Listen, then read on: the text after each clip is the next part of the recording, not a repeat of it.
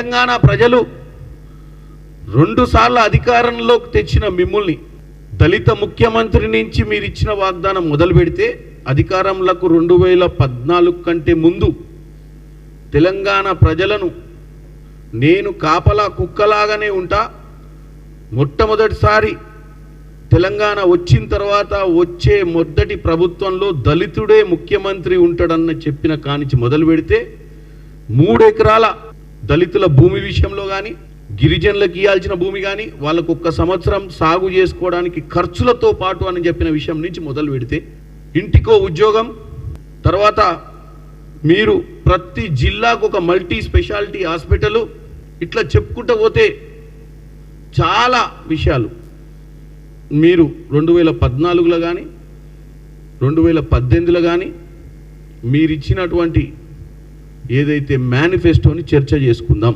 ఇవాళ మీ మేనిఫెస్టోలో కానీ మా మేనిఫెస్టోలో కానీ రైతు రుణమాఫీ గురించి ఈరోజు చర్చ నడుస్తుంది. మీరు లేనప్పుడు మీరు ఎప్పుడు మాట్లాడలే రైతు రుణమాఫీ గురించి.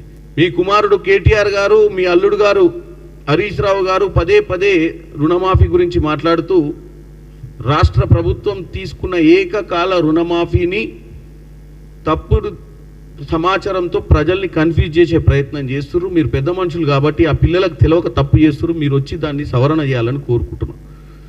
మీరు 14లో ఇచ్చిన హామీ 4 ఏళ్లలో దఫాల వారీగా చేసుకుంటా మేము 8 నెలల్లోనే ఒకేసారి ఇప్పుడు 18,000 డిస్బర్స్మెంట్ అయింది. ఇంకా మిగతా 13,000 కూడా ఇంకా 4 లక్షల ఖాతాలను ఐడెంటిఫై చేసినాము. కరెక్షన్స్ నడుస్తున్నాయి, వాటిని కూడా వేసే ప్రక్రియ ప్రభుత్వం తీసుకుంది.